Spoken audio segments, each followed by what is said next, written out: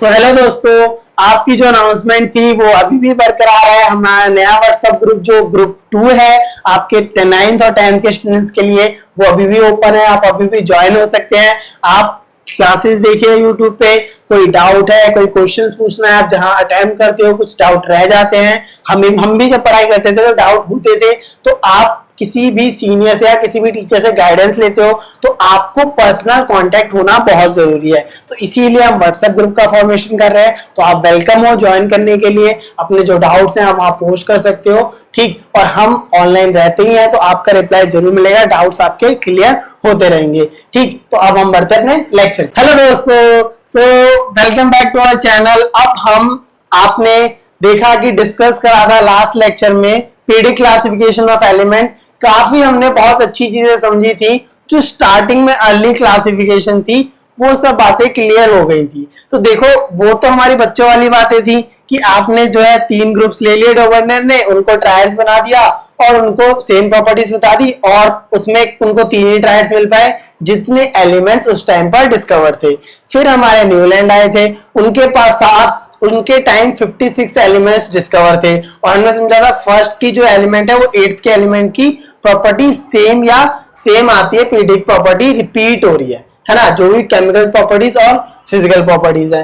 अब यहां से स्टार्ट होता है हमारा मेन जो पीरियोडिक टेबल है, मेंडलीज पीरियोडिक टेबल, जो कि सबसे ज्यादा मेजर कंट्रीब्यूशन करता है हमारी मॉडर्न पीरियोडिक टेबल में। अब मेजर क्यों करता है तो आप अभी इसको समझ लोगे, है ना। और जैसे ही आप मॉडर्न पीरियोडिक टेबल जो अभी फाइनलाइज है ना, जिसमें और एलिमेंट्स एड अप होते रहते हैं, तो आप समझोगे कि काफी सिमिलरिटीज इससे और उससे मिलती जुलती है, ना कि हमारे न्यूलैंड्स लॉ ऑफ ऑक्टेव और डोबेर्नर ट्रायड्स को। तो देखिए यहां पे मैंने ईयर लिखा हुआ है, तो काफी मॉडर्न पीरियोडिक टेबल थी। उसके हिसाब से 63 एलिमेंट्स उस टाइम डिस्कवर किए गए थे और डोबेर्नर जो थे वो रशियन केमिस्ट थे, ठीक है। तो अलग अलग कंट्रीज में काम चल रहा है, समझ रहे हो आप बात, है ना।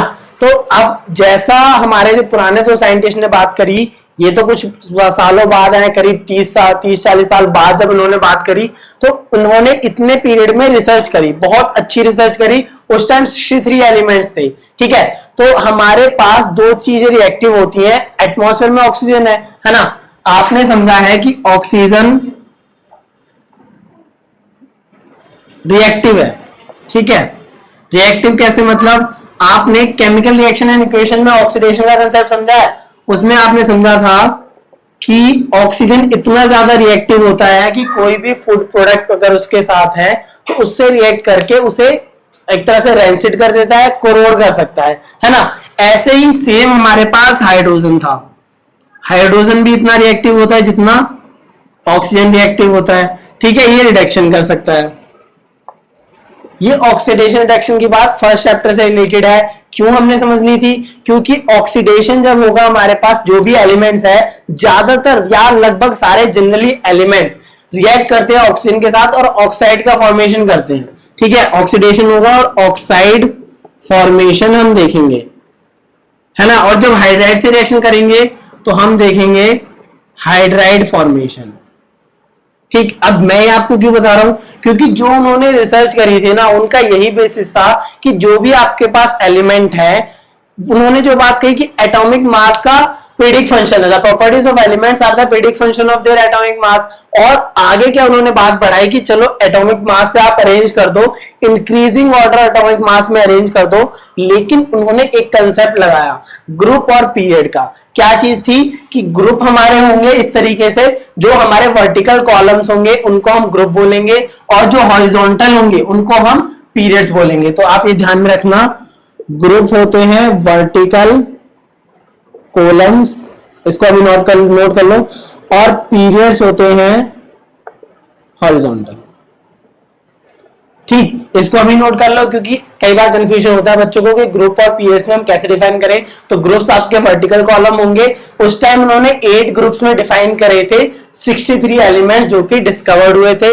सारे एलिमेंट्स की रिएक्शन कराई गई थी ऑक्सीजन के साथ, हाइड्रोजन के साथ, और हम उन्होंने देखा कि क्या क्या फॉर्मूलेज बन रहे हैं। तो आप सोचो उनकी जो पूरे लाइफ के ईयर से इन्हीं में गए हैं, इन्हीं की रिसर्च करने में, तो काफी डेडिकेटेड थे, है ना। अच्छा, तो उन्होंने ऑक्सीजन और हाइड्रोजन जो है ज्यादातर रिएक्टिव है उनके साथ रिएक्शन कराई। तो ग्रुप उन्होंने इस तरीके से बनाया कि फर्स्ट ग्रुप में अगर ये जो आर है, अब आपने समझाया है कि लेट्स से मैं बोलता हूं आपको आयरन, आयरन का सिंबल Fe, Fe की रिएक्शन ऑक्सीजन से जब होती है तो आपको पता है फेरस ऑक्साइड या फेरिक ऑक्साइड बनती है, Fe2O3 या FeO, ये दो चीजें आपको पता है। फर्स्ट चैप्टर है उसमें हमने कॉम्बिनेशन रिएक्शन और रस्टिंग ऑफ आयरन सीख के आए हैं, तो वो सारी चीजें क्लियर है आपके दिमाग में। तो यहीं पर उन्होंने ऐसे रखा कि जो ये आर है यहां पर कोई सा भी एलिमेंट होगा, अभी मैं यहाँ पे एक इमेज ड्रॉप करूंगा जो पीरियोडिक टेबल की पूरी प्रॉपर टेबल होगी और उससे हम कुछ उसके फीचर समझेंगे। पहले आप इससे स्टार्टिंग समझ लो कि कैसे उन्होंने काम करना शुरू किया था इस पीरियोडिक टेबल के ऊपर। ठीक, तो इस तरीके से आपके ग्रुप्स थे, 1 to 8 ग्रुप्स हैं और ऐसे ही पीरियड्स थे जो कि आप अभी इमेज ड्रॉप होगी तो उसमें देख लोगे। तो R2O का मतलब क्या था कि यहां पे कोई भी हमारे पास दूसरा एलिमेंट होगा, R2O क्या हो सकता है, Fe2 हो सकता है, Cu2 हो सकता है ना। अब जरूरी नहीं Fe2 एग्जिस्ट करे, लेकिन हम समझ सकते हैं कि एलिमेंट्स अगर बना रहा है हमारे साथ, इस वाले ग्रुप में जो भी एलिमेंट होंगे, हाइड्रोजन, लिथियम, सोडियम, ये सारे जो है ये ऑक्साइड बना रहे होंगे और हाइड्राइड जो है ये बना रहे होंगे। ठीक, तो ये बात थी हमारे पास फर्स्ट ग्रुप की। ऐसे ही सारे एलिमेंट होंगे और सबके फॉर्मूले आप देख सकते हो। अब परेशान होने की जरूरत नहीं है कि हम इतना सारा कैसे याद करने वाले हैं, तो आपको कुछ याद नहीं करना, बस जो हमारे पास ये उन्होंने क्या क्या बातें रखी थी, बस ये पीरियडिक फंक्शन वाली, और दूसरी बात कि हमने ऑक्सीजन और हाइड्रोजन ज्यादा रिएक्टिव हैं तो उनकी एक तरह से पूरी ग्रुप में वर्टिकल कॉलम में टेबल बनाई और उनको एक तरह से क्लासिफाई करा increasing order of atomic mass. तो पहले हम बात करते हैं इनके फीचर्स क्या थे, पॉइंट वाइज लिखेंगे और आपको इमेज साफ साफ दिखती रहेगी ताकि आप देखते रहोगी, और मैं उसे मार्क भी कर दूंगा कि उस टाइम पे क्या चीज उन्होंने डिस्कवर करी, उस पॉइंट में क्या बात थी। ठीक, तो आप अभी इतना नोट करो और अब हम आगे देखें। सो अब अगर हम बात करें इसमें मैंडेटरी पीरियड टेबल की क्या खासियत थी, तो देखिए मैं बोलता रहूंगा, इमेज ड्रॉप हो गई है तो आप उसमें न देखना कि आपको क्या क्या चीजें नजर में आएगी और एक्चुअल में पूरी टेबल क्या थी।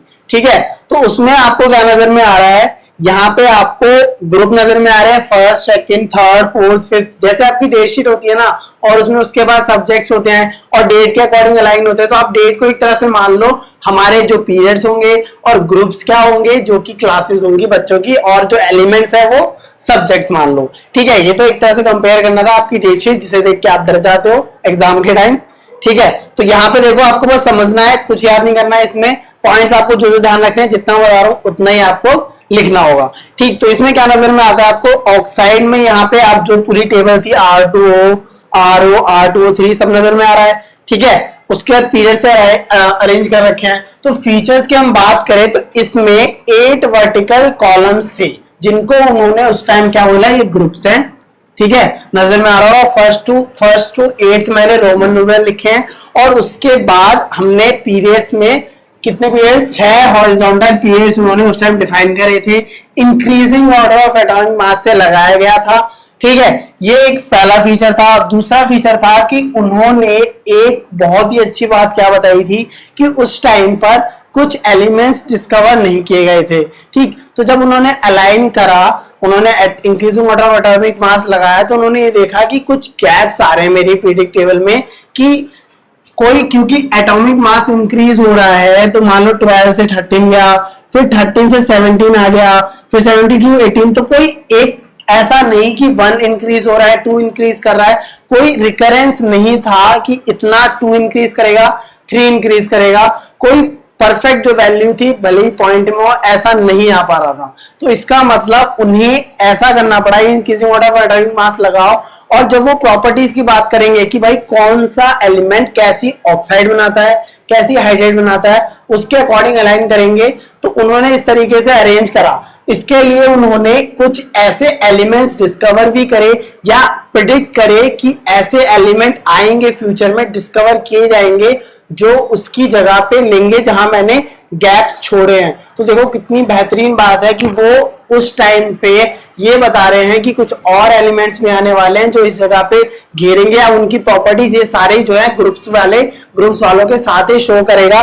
जैसे मैंने मार्क कर रखा है, गैलियम, जर्मेनियम और स्कैंडियम नजर में आ रहा होगा आपको। 3 ऐसे एलिमेंट थे जो उन्होंने उस टाइम ई का मतलब एक वर्ड बताया था कि एल्युमिनियम का एक तरह से भाई मान लो जो ग्रुप में आएगा, ठीक है। ई का मतलब 1 होता है संस्कृत न्यूमेरल में, और उन्होंने उसका नाम देखो ई का एल्युमिनियम बोला था, और एक्चुअल में जो स्पेस उन्होंने छोड़ा उस टाइम पर एलिमेंट्स जो डिस्कवर हुआ कुछ देर बाद, कुछ सालों बाद, वो गैलियम निकला, और गैलियम की प्रॉपर्टीज बिल्कुल ई का एल्युमिनियम से मिलती जुलती थी। तो उन्होंने ये जब डिस्कवर करा तो उन्होंने ई का एल्युमिनियम के लिए प्रिडिक्ट करा था, जैसे कहते हैं ना भविष्यवाणी करना, आप हाथ दिखाते हो, तो वो एलिमेंट्स की भविष्यवाणी कर रहे थे कि भाई फ्यूचर में ऐसा एलिमेंट आएगा जिसमें इतना एटॉमिक मास होगा, इतना इसका फॉर्मूला होगा, इतनी रिएक्शन करेगा, तो ये ऑक्साइड और ये हाइड्राइड बनाने वाला है, ठीक। तो उन्होंने प्रिडिक्ट करा 68 और एक्चुअल में 69.7 आया। काफी कंपैरिजन था, ये तो नहीं 68 है तो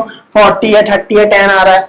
और जो फॉर्मूला था ऑक्साइड का देखो E2O3 Ga2O3, मतलब गैलियम का सिंबल Ga होता है, तो बिल्कुल एग्जैक्टली सेम फॉर्मूला आ रहा था ऑक्साइड का, और ऐसे ही हमारे क्लोराइड का भी सेम फॉर्मूला आ रहा था। तो ये उस टाइम पे एक बहुत ही अच्छा अचीवमेंट था कि आप प्रिडिक्ट कर सकते हो कि ये एलिमेंट स्पेस में आएगा और डिस्कवर होंगे एलिमेंट, ठीक। तो ये दूसरी खास बात थी। तीसरी बहुत ही इंपॉर्टेंट बात थी कि नोबल गैसेस जो हम जानते हैं, हमें पता है हीलियम, उसके बाद नियोन, आर्गन, जिसका हम नोबल गैस कॉन्फ़िगरेशन लेते हैं, 9th क्लास से पढ़ते हुए आए हैं।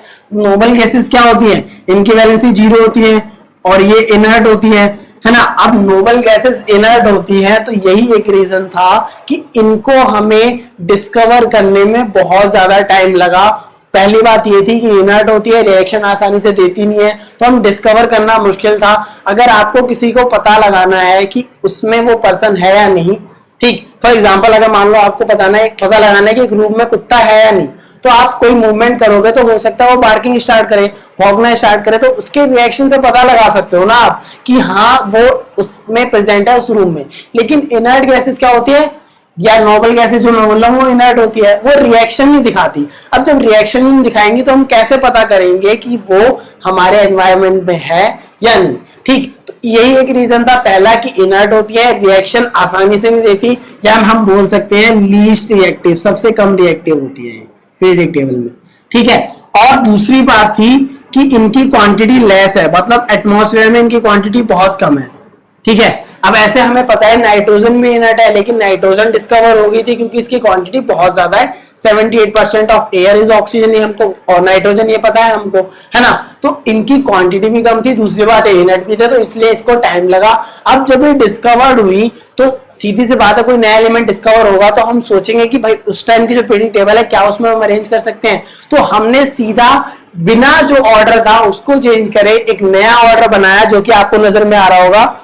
लास्ट में एक और 8th के बाद आ जाएगा ग्रुप 9th कह सकते हैं, उस ग्रुप में हम सारी जो हमारी नोबल गैसेस हैं उनको अरेंज कर सकते थे, ठीक। तो ये बिना किसी ऑर्डर को हम डिस्टिंग्विश करें या बिना डिस्टर्ब किए नोबल गैसेस को अरेंज कर सकते हैं। 8th ग्रुप तक हो गए आपके सारे जो ट्रांजिशन सीरीज है।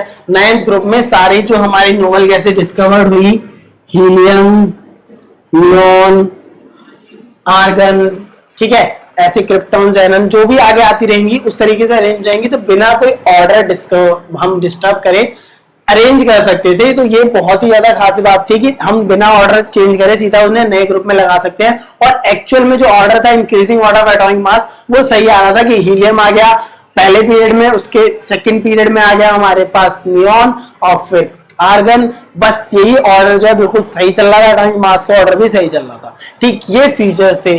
अब हमने ये बात तो जान ली, चलो फीचर्स हो गए, क्या खासियत थी। अब इसकी क्या लिमिटेशंस थी, क्योंकि उन्होंने इतनी अच्छी बातें कही है तो कहीं ना कहीं कोई बातें छूटी होगी, तभी तो हम हेनरी मोज़ले की मॉडर्न पीरियोडिक टेबल पढ़ते हैं, जो कि नेक्स्ट लेक्चर में आप देखोगे। तो अब हम बात करते हैं कुछ लिमिटेशंस की, जो कुछ पॉइंट्स उनसे नहीं स्किप हो पाया, उन्होंने एक्सप्लेनेशन नहीं दी कि आपने ऐसा क्यों करा, तो देखो वो पॉइंट। सो खासियत जान के उस टाइम के लिए बहुत ही बढ़िया अचीवमेंट थी कि हमने पीरियोडिक टेबल में इतनी सारी चीजें जानी और प्रॉपर्टीज देख के बहुत खासियत क्या नजर में आ रही थी कि आप जो है नए एलिमेंट डिस्कवर हो रहे हैं, उनकी जगह पे जो उन्होंने प्रिडिक्ट करा वो भी ले रहे थे, और उसके साथ साथ नोबल गैसेस के लिए अलग से पीरियोडिक टेबल या अलग से ग्रुप जो है हम लगा सकते थे, 9th ग्रुप जिसे बोल देते, ठीक। तो वो सब ठीक था, लेकिन अब कुछ लिमिटेशंस थी इनकी, है ना, क्योंकि जो उन्होंने बात कही कि भाई increasing order of atomic mass लगाते हो, तो पहली लिमिटेशन थी पोजीशन ऑफ हाइड्रोजन, क्योंकि उस टाइम पे हाइड्रोजन की अगर हम बात करें तो हाइड्रोजन को आपको पता है सबसे पहला होता है एटॉमिक नंबर हाइड्रोजन का होता है 1, है ना। तो अगर इसका मैं इलेक्ट्रॉनिक कॉन्फ़िगरेशन लिखूं तो आप लिख देते हो 1, मतलब ऐसे अगर ये न्यूक्लियस है तो एक इलेक्ट्रॉन ऐसे घूम रहा होगा बाहर, जो फर्स्ट शेल है के शेल है उसमें एक इलेक्ट्रॉन घूम रहा होगा, ठीक। अच्छा, अब यहाँ पे ये जो एक इलेक्ट्रॉन घूम रहा है, ये एक इलेक्ट्रॉन रिजेंबल किसको करता था, एल्कली मेटल्स को। अगर अब आपको एल्कली मेटल्स नहीं पता तो जैसे आपने जो पहला ग्रुप है ना, पहला ग्रुप अभी इमेज ड्रॉप हुई है, देखो पहले ग्रुप में क्या नजर में आता है, हाइड्रोजन है, उसके नीचे लिथियम है Li, उसके बाद Na सोडियम और उसके बाद पोटेशियम के, तो नजर में आ रहा है तो एल्कली मेटल्स वही होते हैं, lithium sodium potassium Li Na और के, ठीक। तो Li की अगर मैं बात करूं तो इसका एटॉमिक नंबर होता है 3, ठीक। तो इसकी कॉन्फ़िगरेशन जाएगी 2 1।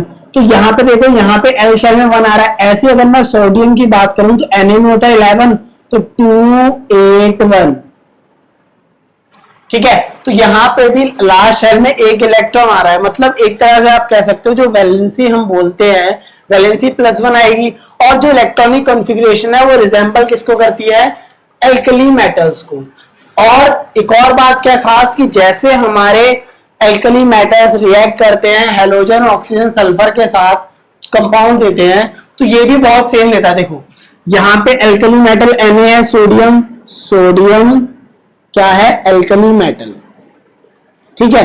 तो ये NaCl दे रहा है, और हाइड्रोजन भी यहाँ पे HCl दे रहा है, मतलब सेम सेम नजर में आ रहा है। क्लोरीन का एक, यहाँ पे भी क्लोराइड एक, यहाँ पे देखो सोडियम ऑक्साइड Na2O दे रहा है, यहाँ पे ये H2O दे रहा है, मतलब ये अल्कली मेटल्स के साथ रिजेंबल करता है ये कि अगर यहाँ 2 सोडियम के एटम है ऑक्सीजन के साथ अटैच हो रहे हैं, सेम हाइड्रोजन के 2 एटम ऑक्सीजन के साथ अटैच हो रहे हैं, सेम यहाँ पे सल्फर के साथ भी रिएक्शन सेम ही आ रही है, मतलब काफी हद तक ये अल्कली मेटल्स को रिजेंबल करता है, नो डाउट। सही बात करी इन्होंने, अल्कली मेटल्स में रख दिया। लेकिन अब प्रॉब्लम आई इस पॉइंट से, बट इसको स्टार मार्क करो, but just like halogen it exist in diatomic form. अब आपको क्या पता है जो हेलोजेंस होते हैं, अगर नहीं पता हेलोजेंस ग्रुप, तो हमारे फ्लोरीन, क्लोरीन, ब्रोमीन, आयोडीन, ठीक है, F2Cl2 Br2 ये सब क्या है, डायटोमिक मॉलिक्यूल है, 2 एटम नजर में आ रहा है ना आपको।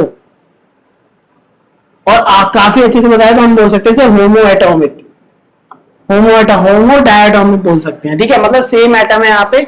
डायटोमिक मॉलिक्यूल मतलब आपको पता है हाइड्रोजन जो है H2 गैस में एग्जिस्ट करता है, आपने बहुत बार केमिस्ट्री पढ़ ली, 9 से स्टार्ट करी 10 तक आ गया और 8th में भी पढ़ी होगी। तो हाइड्रोजन गैस तो H2 से रिप्रेजेंट करते हैं, है ना, इतनी बात क्लियर है। अब अगर हम बात करें एल्कली मेटल्स की तो वो डायटोमिक मॉलिक्यूल नहीं बनाते, और जब हाइड्रोजन एल्कली मेटल की प्रॉपर्टीज शो कर रहा है, केमिकल प्रॉपर्टीज बता रहा है, फिजिकल प्रॉपर्टीज बता रहा है, तो ये डायटोमिक मॉलिक्यूल में क्यों एग्जिस्ट कर रहा है, जो कि सिर्फ हेलोजन एग्जिस्ट करते हैं, फ्लोरीन, क्लोरीन, ब्रोमीन, आयोडीन, जबकि एल्कली मेटल जो कि लिथियम, सोडियम, पोटेशियम ऐसा नहीं करते, वो डायटोमिक मॉलिक्यूल में एग्जिस्ट नहीं करते, कि कभी आप Li2, Na2, K2 ऐसा नहीं देखने वाले। तो ये यहाँ पे एक्सेप्शन आ गया था, और उसके साथ साथ ये मेटल्स और नॉन मेटल से रिएक्ट करके कोवेलेंट कंपाउंड्स भी बना रहा है, जो कि हमारे कोवेलेंट कंपाउंड्स एल्कली मेटल्स नहीं बनाते।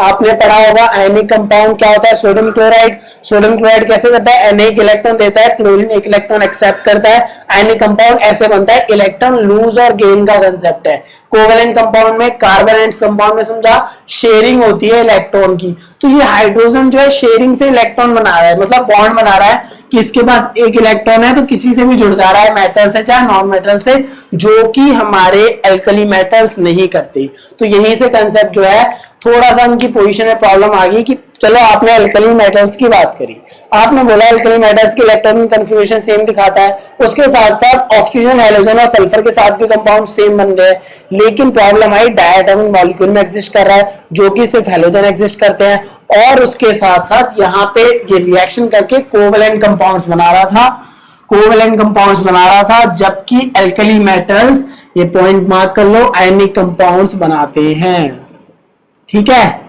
जो कि इलेक्ट्रॉन गेन और लॉस के कंसेप्ट से चलता है। ठीक। तो ये प्रॉब्लम थी कि अब बात आ गई कहाँ पे रखें। अब बात आ गई कि हाइड्रोजन को हम एल्कली मेटल्स में रखें या हेलोजन में रखें, क्योंकि डायटोमिक की बात करें और कोवेलेंट कंपाउंड बनाने की बात करें तो हेलोजन में आना चाहिए, लेकिन इलेक्ट्रॉनिक कॉन्फ़िगरेशन और ऑक्सीजन हेलोजन सल्फर के साथ जो कंपाउंड बना रहे हैं उनकी बात करें तो एल्कली मेटल जो की पोजीशन थी वही होनी चाहिए। तो ये जो पोजीशन ऑफ हाइड्रोजन थी वो एक्सप्लेन नहीं हो पाई।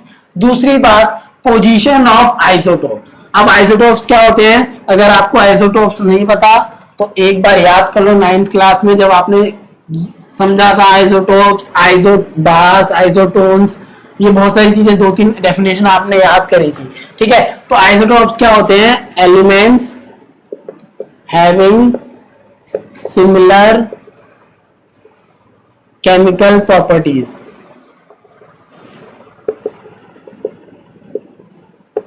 But different atomic mass. ठीक है, और एटॉमिक मास कैसे अलग हो जाता था, उसमें होता क्या था कि जैसे हम अगर क्लोरीन की बात करें तो यहाँ पे क्लोरीन 35, क्लोरीन 37, तो एक्चुअली में यहाँ पे बस 2 न्यूट्रॉन ऐड हो जाते थे या कैसे भी उसके न्यूक्लियस में एग्जिस्ट करते थे, तो उसका मास 37 जो है एटॉमिक मास होता था। तो ये दोनों आइसोटोप है क्लोरीन के, इसका एटॉमिक मास 35.5 मान लो और इसका एटॉमिक मास 37 है। ठीक है, तो यहाँ पे इनकी पोजीशन कोई बात नहीं रखी।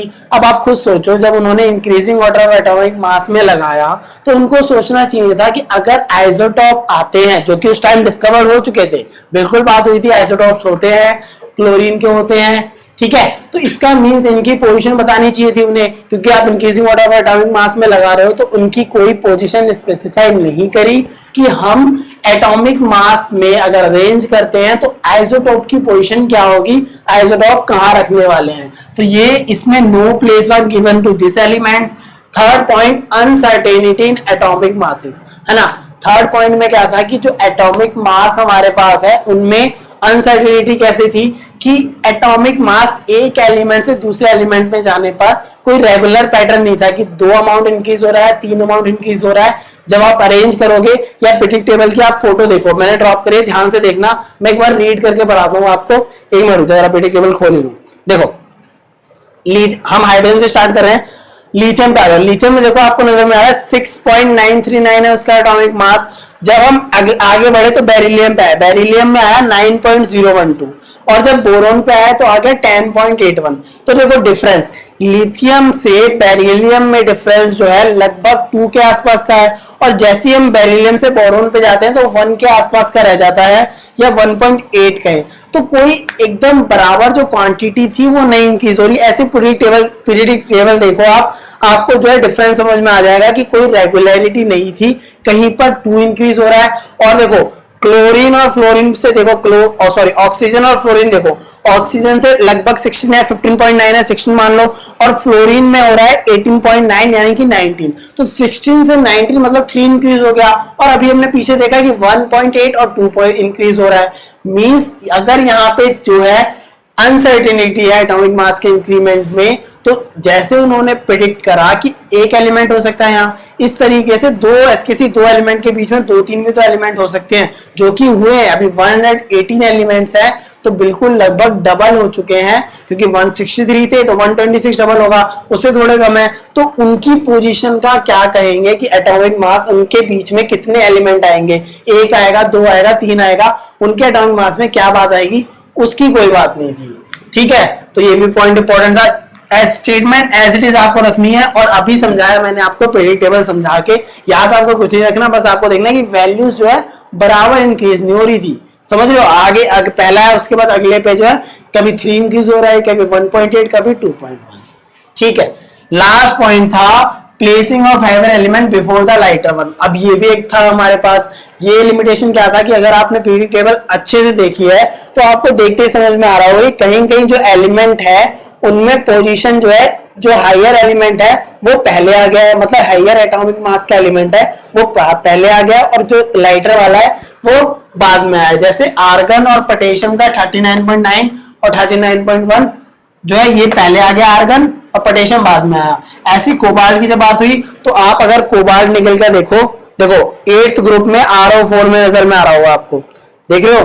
तो इसमें ट्रांजिशन सीरीज ऊपर एडिंग लिखी है, तो क्या देखते हो आप कि कोबाल्ट का 58.93 है और उसके जस्ट बाद निकल है उसका 58.7 है। मतलब आपने increasing order of atomic mass लगा रहे हो तो 58.93 पहले कैसे आ सकता है? हमें पता है 58.93 बड़ा है 58.71 से, तो 58.71 आना चाहिए ना। लेकिन जब वो अरेंज कर रहे थे तो वो ऑक्सीजन या ऑक्साइड का फॉर्मेशन और हाइड्राइड देख रहे थे, तो इसका मीन्स उनको ये भी सोचना था कि क्या वो पेरियोडिक जो ग्रुप है उनमें सेम आना चाहिए, तो इसीलिए उन्होंने कुछ एलिमेंट्स इस तरीके से अरेंज कर दिए थे। और एक और हम देखेंगे, अगर आपको 6th और 7th ग्रुप में दिख रहा है टेलुरियम और आयोडीन, देखो तो देखो टेलुरियम का है 127.60 और आयोडीन का है 126.90। तो 127.60 वाला जो है टेलुरियम की हम बात करें तो 127.60 और आयोडीन की बात करें 126.90। तो आपको पता है ये बड़ा है, लेकिन ये हमारा बाद में आना चाहिए था, पर पीरियोडिक टेबल में पहले लिखा हुआ है 6th ग्रुप में आ गया है, जबकि आयोडीन 7th ग्रुप में आ रहा है ना। तो अगर हम ऑक्साइड की और हाइड्राइड की बात करें तो बिल्कुल नो डाउट सही है, इसी तरीके की ऑक्साइड बनाता है आयोडीन। लेकिन अगर आप एटॉमिक मास से इंक्रीज कर रहे हो, जो सबसे पहली बात इनका पीरियोडिक फंक्शन है कि periodic function of their increasing atomic mass, तो उस तरीके से अरेंज करो ना। तो ये 2-3 जो है लिमिटेशंस थी इनकी, 2-3 नहीं 4 हो गई है, ठीक है। तो आपको लिमिटेशंस अच्छे से समझनी है, तभी जाके आप मॉडर्न पीरियोडिक टेबल में जब आएंगे तो उन्होंने हेनरी मोज़ले ने क्या बात करी वो सब हम समझने वाले हैं। बहुत ही इंपॉर्टेंट होगा नेक्स्ट लेक्चर, क्योंकि उसी में आप जो मॉडर्न पीरियोडिक टेबल है, मॉडर्न पीरियोडिक टेबल लॉ है और जो सारी प्रॉपर्टीज पूछता है डाउन द ग्रुप या अलोंग द पीरियड, सारी बातें समझने वाले हैं। बहुत आसानी से समझेंगे, सबकी जो बातें याद कर सकते हैं और पीरियोडिक टेबल याद करने का तरीका भी देखेंगे। अब तक जो बात थी आपको इनके फीचर्स और लिमिटेशंस याद रखने हैं, ठीक है। और जो ग्रुप्स के नंबर है ये सब बस थोड़ी बातें देखनी है, और इका एल्युमिनियम गैलियम वाला पॉइंट याद कर लेना, क्योंकि इससे जो है अब ये तो एक्चुअली में खराब एक तरह से पीरियोडिक टेबल बोल सकते हैं ना, क्योंकि आपने 9th क्लास में एटॉमिक मॉडल्स पढ़े तो सबसे मेन रदरफोर्ड मॉडल जो था उससे ज्यादा क्वेश्चन आते थे, बोर मॉडल था उसमें ज्यादा क्वेश्चन आते थे क्योंकि वो लेटेस्ट एक 2n² फॉर्मूला था। लेकिन उससे पहले जो जे थॉम्सन मॉडल था उससे आपसे ज्यादा सवाल नहीं पूछे जाते और वो बहुत सिंपल होते थे, ठीक। तो अब तक जो बातें हुई हैं उसमें जो मेन पॉइंट है वही मैंने बताई है। बहुत सारी बातें कहने को होती है लेकिन हम मेन डिस्कस कर रहे हैं, तो इतनी बात थी इसमें हमारे मेंडलीज पीरियोडिक टेबल में। अब जो नेक्स्ट लेक्चर आएगा उसमें हम देखेंगे मॉडर्न पीरियोडिक टेबल। तो thank you so much for watching और वीडियो को लाइक करते जाना। Thank you.